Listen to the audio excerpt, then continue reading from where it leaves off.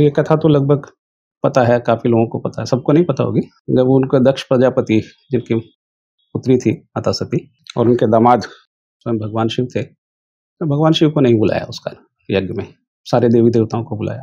माता सती जो है वो भगवान शिव के कहने के, मना करने के बावजूद कि मेरे पिता का है, मेरा घर है, मेरा अधिकार है, वहाँ गई अधिकार भाव से। वहाँ शिव जी का तिरस्कार हुआ, तो उन्होंने को श्राप देते हुए स्वयं को अग्नि में, अपने आप को उसमें भस्मीभूत कर लिया। तो उसके बाद फिर वो वीरभद्र हैं, सारे देवताओं के साथ क्या-क्या हुआ। शिव जी अपना क्रोध की ज्वाला में जो उन्होंने किया, फिर उस मृत शरीर को लेकर के वो तीनों लोक में विचरण करने लगे और शोक संतप्त रहे। जब इस प्रकार की शक्तियाँ जब इस तरह की स्थिति में आती हैं, तो फिर सृष्टि में चीज़ें सामान्य नहीं रह जाती। उसको सामान्य करने के लिए भगवान विष्णु ने जो मृत शरीर लेके वो रुदन कर रहे थे, विलाप कर रहे थे, या जो भी उनका शोक था, उसके 51 टुकड़े किए।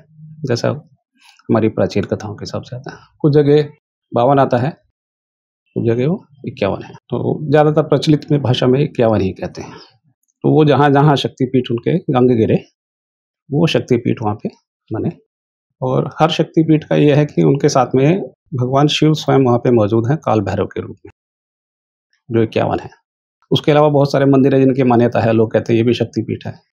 लेकिन अगर 51 में है तो वहाँ काल भैरव के रूप में भगवान शिव होंगे।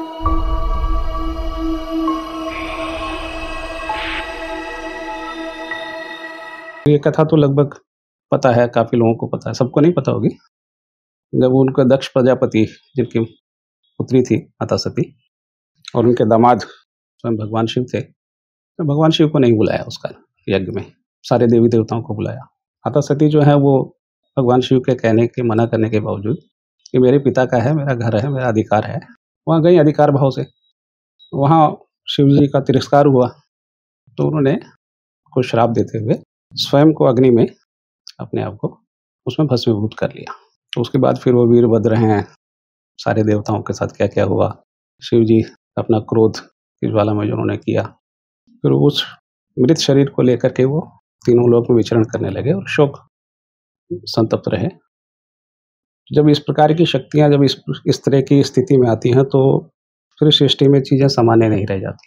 उसको सामान्य करने के लिए भगवान विष्णु ने जो मृत शरीर लेके वो रुदन कर रहे थे, विलाप कर रहे थे, या जो भी उनका शोक था, उसके 51 टुकड़े किए। जैसा हमारी प्राचीन कथाओं के हिसाब से आता है। कुछ जगह 52 आता है, कुछ जगह वो 51 है। तो ज़्यादातर प्रचलित में भाषा में 51 ही कहते हैं। तो वो जहाँ-जहाँ शक्तिपीठ उनके अंग गिरे, वो शक्तिपीठ वहाँ पे बने। और हर शक्तिपीठ का ये है कि उनके साथ में भगवान शिव स्वयं वहाँ पे मौजूद हैं, काल भैरव के रूप में, जो 51 है। उसके अलावा बहुत सारे मंदिर हैं जिनकी मान्यता है, लोग कहते हैं ये भी शक्तिपीठ है। लेकिन अगर 51 में है तो वहाँ काल भैरव के रूप में भगवान शिव होंगे।